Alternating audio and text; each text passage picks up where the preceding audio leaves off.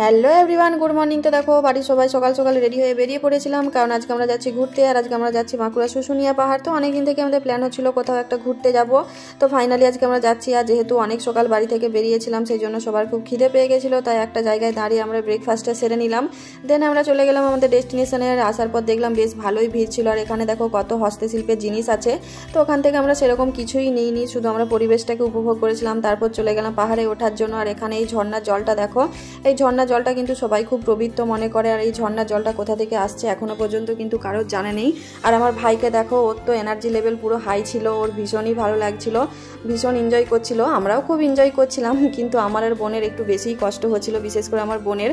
তারপর একটা জায়গায় দাঁড়িয়ে আমরা একটু ঠান্ডা খেয়ে নিলাম। ফাইনালি আমরা উপরে এসে পৌঁছালাম। আর উপরের ভিউটা দেখো, জাস্ট ওয়াও লাগছিল, দারুণ লাগছিল। তো একটা মিনি ব্লগে তো এত কিছু দেখানো সম্ভব নয়। তো দেখা হচ্ছে নেক্সট একটি পার্ট নিয়ে। বাই।